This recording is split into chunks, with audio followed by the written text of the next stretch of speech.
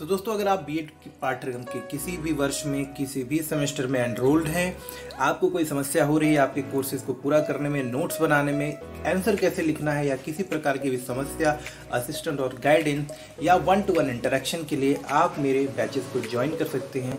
Batches join करने का simple और सरल तरीका है, आप मुझे व्हाट्सएप कर सकते हैं इस नंबर पे with your name and your year.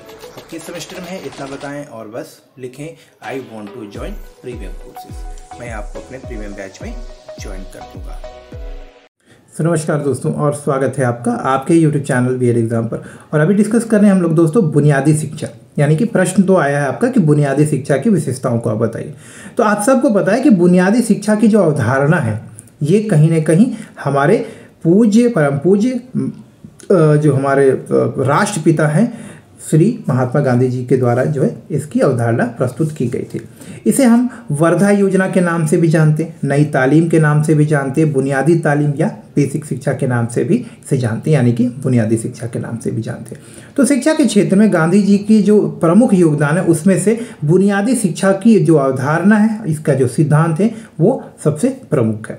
Gandhi ji ने 23 अक्टूबर 1937 को नई तालीम की योजना बनाई जिसे राष्ट्रव्यापी व्यवहारिक रूप दिया जाना था। ठीक है, बुनियादी शिक्षा आखिर है क्या, इसके सिद्धांत क्या है? तो बुनियादी शिक्षा के अंतर्गत इस बात को माना जाता है, समझा जाता है कि ज्ञान क्या है, अखंड है। ज्ञान कोई एक चीज नहीं है जिसे आपने सीखा और आप ज्ञानी हो गए। बुनियादी शिक्षा में ज्ञान को एक अभिन्न और अखंड इकाई के रूप में माना गया है। अतः शिक्षा के सब विषयों को अलग अलग विभाजित नहीं किया जा सकता और न ही उनका ज्ञान ही अलग अलग दिया जा सकता। इसके विपरीत सभी विषयों का ज्ञान किसी उपयोगी शिल्प के द्वारा परस्पर संबंधित रूप से जब दिया जाता है तभी जाके व्यक्ति को ज्ञान अर्जित होता है। यानी कि हम ये कहना चाह रहे हैं कि अगर किसी व्यक्ति को जानकारी देना है तो उसे कोई ऐसा काम किया जाए या ऐसे विधि से पढ़ाया जाए या ऐसी विधि से उसको सिखाने का प्रयास किया जाए जहाँ से उसे हर एक प्रकार की चीज़ें मिल जाए। उसे फिजिक्स का भी ज्ञान हो जाए, उसे भूगोल का भी ज्ञान, उसे कृषि का भी ज्ञान हो जाए, उसे पर्यावरण का भी ज्ञान हो जाए। तो ऐसी गतिविधि की जाए, ऐसे प्रक्रियाएं की जाए, ऐसे शिक्षण की विधियां शामिल हों जो कि हर एक विषय को कवर करता हो। तो ये काफ़ी जटिल प्रक्रिया थी, आइए इसको भी समझेंगे, समस्याओं में इसी पार्ट को कवर करेंगे, बट फिलहाल समझते हैं। तो इसके अगर हम लोग कुछ विशेषताओं के बारे में बात करेंगे तो अब यहाँ पे देखते हैं। बेसिक शिक्षा मूल रूप से व्यवहारिक होती है, जैसे बुनियादी शिक्षा कहते हैं, तथा बालक एक साथ कई विषयों का ज्ञान प्राप्त कर लेता है। बेसिक शिक्षा प्रक्रिया क्रियाओं तथा अनुभवों पर आधारित होता है, इसलिए इसका ज्ञान थोड़े से समय में ही हो जाता है, क्योंकि हम बिल्कुल प्राकृतिक रूप से जैसे हम अपने घर में अपने माता पिता के साथ में होते हैं उसी तरह से बेसिक शिक्षा के माध्यम से हम किसी विषय का अध्ययन करते हैं या उन चीज़ों को सीखते हैं। क्योंकि ज़्यादातर अध्ययन जो है किसी कार्य को करके किया जाता है, इसलिए व्यवहारिक ज्ञान ज़्यादा आता है और बहुत सारी नई नई चीज़ें सीखने को मिलती हैं।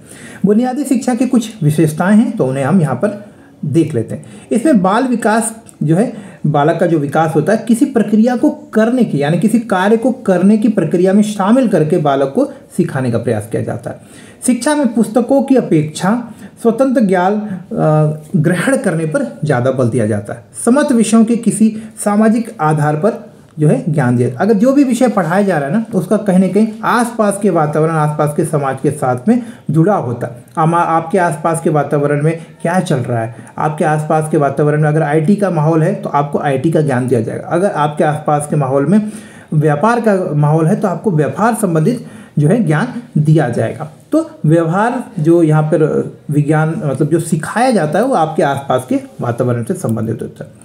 बेसिक शिक्षा में बालक के सामाजिक गुणों का विकास किया जाता है तथा सांस्कृतिक नियमों से उसे समन्वित करने का अवसर दिया जाता है। इसमें बच्चे के मन, शरीर, आत्मा को विकसित करने के लिए शिक्षा के माध्यम के रूप में उत्पादक शिल्प बनाने पर जोर दिया जाता है ताकि भविष्य में उनकी आवश्यकताओं को पूरा कर सके।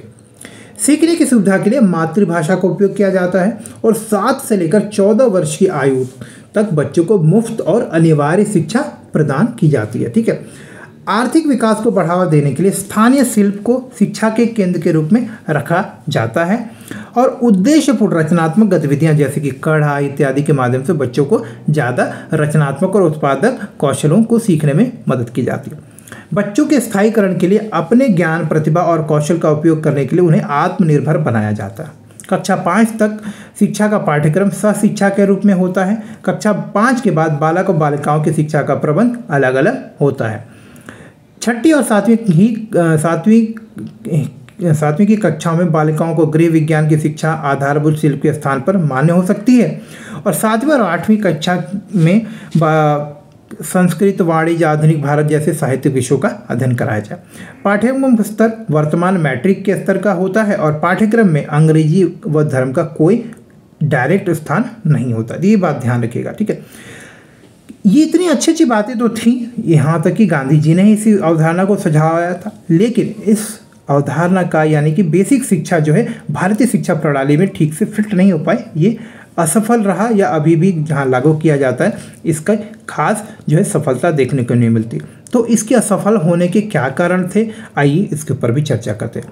तो अगर आपके एग्जाम में आ जाए कि बुनियादी शिक्षा सफलताओं के कारणों के ऊपर प्रकाश डालिए या फिर बुनियादी शिक्षा के गुण अवगुण या असफलता पर प्रकाश डालिए, तो सेम ही पॉइंट हम यहाँ पर लिखेंगे। देखिए, बुनियादी शिक्षा क्या है? स्वावलंबी बुनियादी शिक्षा का एक स्वावलंबी यानी कि आत्मनिर्भर होने वाला जो पहलू है ना, ये इसका कहीं ना कहीं बहुत बड़ा एक नकारात्मक पक्ष है। शिक्षा के क्षेत्र में गंभीर आलोचना जो है इसी पहलू की वजह से होती है।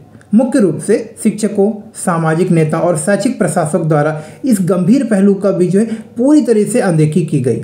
यह तक दिया गया है कि यह योजना स्कूल को एक लघु उद्योग के केंद्र में बदल देती है। अब क्योंकि देखिए, बुनियादी शिक्षा में ज़्यादातर बोला जाता है कि बच्चे यहाँ पर जो चीज़ें सीखेंगे ना, उससे कुछ ऐसी चीज़ें बनाएंगे जिससे कि वो बेचेंगे तो अपने खर्चे भी उठाएंगे और स्कूल को भी वो पैसा देंगे स्कूल के संचालन के लिए। तो कहीं स्कूल चलाने की जिम्मेदारी भी कहीं ना कहीं छात्रों के ऊपर ही हो जाती है। तो सुनने में तो बहुत अच्छा लगता है, लेकिन जब इसे व्यवहारिक रूप से क्रियान्वित किया जाता है तो ये कहीं ना कहीं एक तरह से लगता है कि एक फैक्ट्री है जहाँ बच्चा कमाएगा, अपना भी लालन पालन करेगा और विद्यालय को भी पोषित करेगा। तो इस तरह से ये जो कॉन्सेप्ट है एक्चुअली स्वावलंबी बनने का, आत्मनिर्भर बनने का, शिक्षा के लिए भी और शिक्षा की प्रक्रिया को संचालित करने के लिए जो फंड चाहिए उसको भी जमा करने का, ये कहीं ना कहीं जो है एक बहुत ही जटिल बात है, कहीं ना कहीं नकारात्मक रूप से सामने आता है। यह योजना शिक्षा को पूरी तरह से छात्रों की कमाई पर निर्भर कर देता है। इसका निश्चित रूप से शिक्षक शिष्य के संबंधों पर भी नकारात्मक प्रभाव पड़ता है। इससे शिक्षा के क्षेत्र में अस्थायीतर प्रवृत्ति भी पैदा हो जाती है।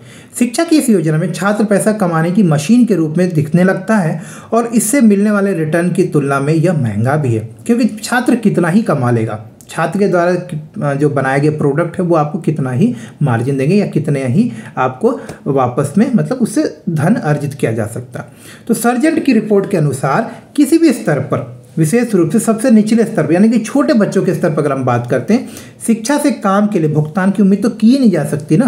अब छोटा बच्चा कुछ भी बनाएगा, क्या लगता है कि कोई उसको खरीदेगा या उसके लिए पैसे देगा? तो बेसिक स्कूल का उत्पाद किसी भी तरह से बाजार में तैयार उत्पाद से प्रतिस्पर्धा कर ही नहीं सकता। तो क्योंकि जो गांधी जी का कॉन्सेप्ट था कि बच्चे ही अपनी आजीविका भी कमाएंगे और स्कूल को भी पोषित करेंगे, वाला कॉन्सेप्ट जो है ठीक से फुलफिल नहीं हो पा रहा, यानी कि पूरा नहीं हो पा रहा। दूसरी जो बड़ी बात इसकी कमी थी वो है कि बुनियादी शिक्षा का शिल्प पर बहुत अधिक जोर।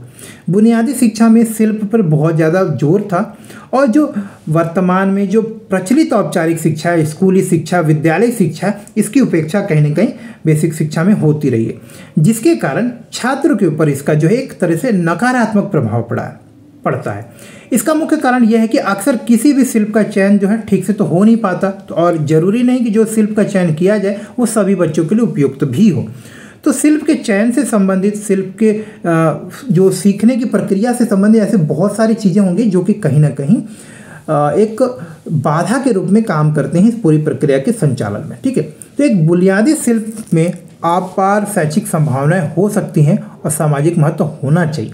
इन बुनियादी तथ्यों की घोर उपेक्षा करके किसी शिल्प का चयन किया जाता है। शिल्प के माध्यम से शिक्षा देना महज एक नारा है और आमतौर पर कोई भी इस नारे से सहमत नहीं है, कोई भी इस विचारधारा को अपनाता नहीं है। बुनियादी शिक्षा को आमतौर पर निम्न प्रकार की शिक्षा के रूप में देखा जाता है और समाज के सामान्य वर्ग, विशेष करके गरीब जो लोग हैं, इसे उन लोगों के लिए शिक्षा का एक प्रारूप माना जाता है। इसका शहरी लोगों और उनके शिक्षा की आवश्यकताओं से कोई लेना देना नहीं है और आमतौर पर देखा भी नहीं जाता। और विशेषाधिकार प्राप्त वर्ग आमतौर पर अपने बच्चों को आधुनिक प्रकार की स्कूल यानी कि इंग्लिश मीडियम स्कूलों में भेजना ही पसंद करते हैं। तो जहाँ पर बेसिक एजुकेशन दी जाती है, आधारभूत शिक्षा दी जाती है, बुनियादी शिक्षा दी जाती है, जिन विद्यालयों में आमतौर पर ज़्यादातर लोग अपने बच्चों को भेजना ही नहीं चाहते। यहाँ तक कि गरीब लोग भी जो है इस विद्यालय में अपने बच्चों को नहीं भेजना चाहते। उसके पीछे कारण बहुत सारे हैं। कई विद्वान यह सोचते हैं कि यह योजना किसी भी तरह से देश के जो वर्तमान औद्योगिक ज़रूरत है, औद्योगिकरण के लिए जो आवश्यकताएं हैं और उसके आर्थिक उत्थान के लिए जो एक शिक्षित युवा वर्ग को तैयार करने के लिए जो आवश्यक गुण और कौशल सिखाने चाहिए वो नहीं सिखाता। हम अपने समाज में तेज़ी से बदलाव और आधुनिकीकरण चाहते हैं। यह केवल नवीन शिक्षा के माध्यम से ही हो सकता है, जो कि बेसिक एजुकेशन के माध्यम से कहीं ना कहीं नहीं होता हुआ दिखता है। वित्त की कमी और सुदृढ़ प्रशासनिक नीति का अभाव भी एक बहुत प्रमुख कारण है। इसके अलावा समय सारणी में समय आवंटन की दृष्टि से भी पाठ्यक्रम अनुपयुक्त हो जाता है। शिल्प का कार्य करने के लिए बहुत अधिक समय समर्पित करना पड़ता है। इस प्रकार अन्य शैक्षिक विषयों को कम समय दिया जाता है या कम समय मिल पाता है। और इन विषयों को कम समय आवंटित करने के कारण क्या होता है कि बच्चा जो है दूसरे विषयों में जो है आपका पिछड़ जाता है। बुनियादी शिक्षा की योजना की सफलता काफ़ी हद तक समाज के सहयोग पर भी निर्भर करती है, क्योंकि समुदाय केंद्रित शिक्षा है ये। तो अगर समाज का इसके प्रति रुझान अच्छा नहीं है तो कहने की ये शिक्षा भी अप्रत्यक्ष रूप से सफल नहीं हो पाती। दूसरा, कुशल, प्रशिक्षित और ईमानदार रूप से शिक्षकों की जो आपूर्ति है या उपलब्धता है वो भी कहीं ना कहीं इस बुनियादी शिक्षा की सफलता को बाधित करती है। बेसिक विद्यालय में शिक्षा के समुचित अभिकरण एवं प्रशिक्षण की अत्यंत आवश्यकता होती है और ये चीज़ें अभी एक बड़े चैलेंज के रूप में है। उपकरणों की पर्याप्त आपूर्ति और उपयुक्त आवास भी एक महत्वपूर्ण समस्या है बेसिक शिक्षा को संचालित करने में। तो ईमानदार शिक्षक अब दुर्लभ हैं। अधिकांश शिक्षकों को व्यवस्था पर भरोसा ही नहीं है। तो कहीं ना कहीं जो बेसिक एजुकेशन का जो सिस्टम है वो अब शिक्षकों की जो एक तरह से सोचिए उनकी अपेक्षाएं हैं उसको पूरा नहीं कर पाता, वो छात्रों की जो अपेक्षाएं हैं उनको भी पूरा नहीं कर पाता। तो ये बहुत सारे जो कारण हैं, हमने 1 से लेकर 10 पॉइंट अभी दिखाए, ये कहीं ना कहीं बेसिक शिक्षा की असफलता के लिए बहुत बड़े जिम्मेदार हैं।